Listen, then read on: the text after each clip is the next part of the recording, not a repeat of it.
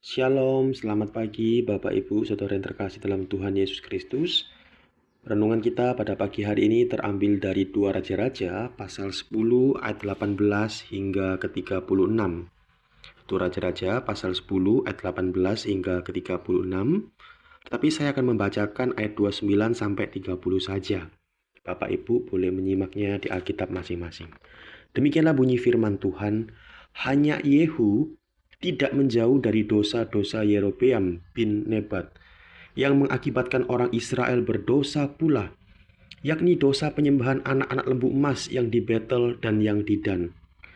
Berfirmanlah Tuhan kepada Yehu, oleh karena engkau telah berbuat baik dengan melakukan apa yang benar di mataku, dan telah berbuat kepada keluarga Ahab tepat seperti yang dikehendaki hatiku, maka anak-anakmu akan duduk di atas tata Israel sampai keturunan yang keempat. Tetapi Yehu tidak tetap hidup menurut hukum Tuhan Allah Israel dengan segenap hatinya. Ia tidak menjauh dari dosa-dosa Yerobeam yang mengakibatkan orang Israel berdosa pula. Demikian jawab pembacaan firman Tuhan pada hari ini. Saudara sekalian, ketaatan di hadapan Tuhan adalah hal yang sangat penting. Dan dapat dikatakan bahwa ketaatan adalah harga mati yang tidak boleh dikompromikan. Kalau kita melihat beberapa bagian firman Tuhan, maka kita dapat menjumpai, saudara, bahwa Tuhan menghendaki umatnya untuk senantiasa hidup dalam ketaatan. Misalnya dalam Ulangan pasal 28 ayat pertama hingga kedua, dikatakan demikian, jikalau engkau baik-baik mendengarkan suara Tuhan Allahmu dan melakukan dengan setia segala perintahnya.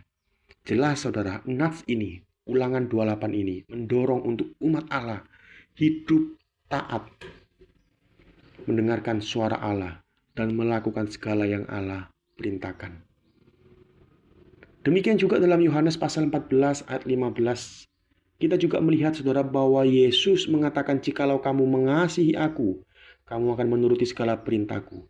Nats ini juga sangat jelas bahwa kasih kepada Kristus itu dibuktikan lewat tindakan nyata, yaitu ketaatan kepada Kristus. Saudara, kita bisa melihat bahwa ketaatan itu adalah harga mati yang tidak boleh dikompromikan. Dan ketaatan itu adalah sangat penting, tidak boleh ditawar-tawar. Saudara berbicara mengenai ketaatan, maka kisah dari Yehu justru menggambarkan ketaatan yang dapat diartikan, yaitu ketaatan yang setengah-setengah.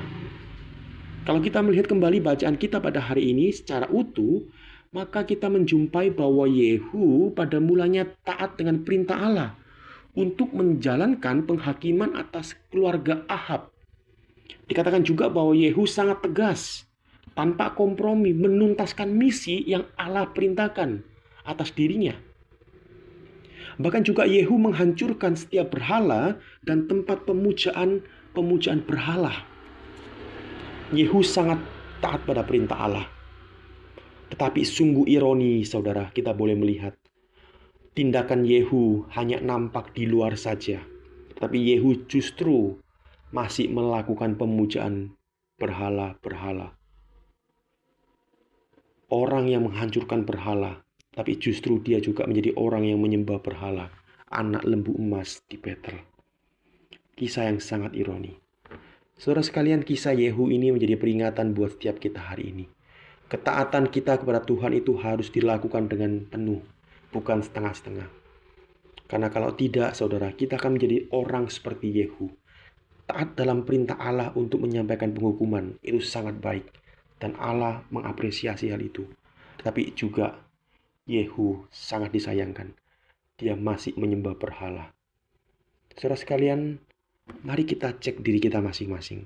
Apakah selama ini masih ada berhala-berhala dalam hati kita? Memang saudara, berhala bukan hanya ngomong soal patung. Berhala bukan hanya ngomong soal sesembahan.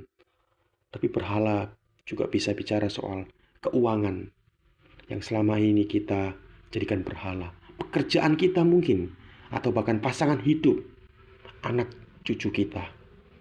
Saudara, mari kita cek apa yang menjadi berhala dalam diri kita. Kita minta Tuhan untuk senantiasa membongkar hati kita yang dipenuhi dengan berhala. Sehingga ketaatan kita kepada Tuhan bukanlah ketaatan yang setengah-setengah, tetapi ketaatan yang sungguh-sungguh utuh di hadapan Tuhan. Saudara, kiranya renungan pada pagi hari ini mengingatkan setiap kita untuk senantiasa taat kepada Allah dan senantiasa meminta kepada Allah untuk mengoreksi hati kita yang dipenuhi dengan berhala, sehingga kita bisa taat penuh kepada perintah-perintah Allah. Mari sama-sama kita tundukkan kepala, kita berdoa. Bapa, kami mengucap syukur pada pagi hari ini Engkau telah menyapa kami dengan firman-Mu yang mengingatkan kami bahwa ketaatan kepada Engkau adalah harga mati, tidak boleh ditawar-tawar, dan ketaatan kepadamu harus dilakukan dengan sepenuh-penuhnya.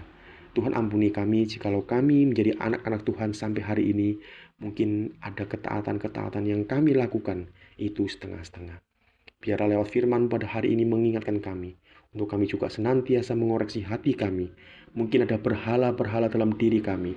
Kiranya Tuhan yang boleh senantiasa mengoreksi. Dan biarlah ketaatan kami kepada Tuhan menjadi ketaatan yang sungguh-sungguh utuh. Terima kasih Tuhan, terpujilah nama-Mu. Di dalam nama Tuhan Yesus kami berdoa. Amin. Saudara, kita juga bersyukur pada hari ini kita boleh merayakan ulang tahun. Ada CFV Yuliana yang berulang tahun dan juga adik Marvel Sue dan juga Daniel. Mari saudara, saya ajak setiap kita untuk boleh tundukkan kepala, kita berdoa bagi ketiga saudara-saudari kita ini. Mari sama-sama kita berdoa. Bapa, kami mengucap syukur karena pada hari ini CFV Yuliana boleh berulang tahun, kiranya di usia yang semakin bertambah, CFV boleh senantiasa diberikan kesehatan, kekuatan, dan yang terpenting yaitu semakin hari semakin hidup senantiasa takut akan Tuhan.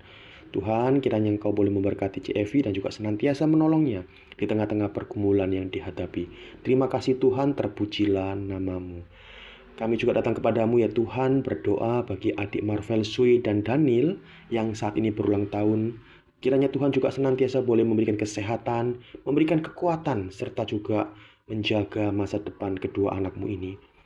Ya Tuhan, kiranya Engkau juga boleh senantiasa memberkati papa mama yang merawat mereka dan mendidik mereka, agar mereka boleh menjadi anak yang bertumbuh semakin hari semakin hidup takut akan Tuhan.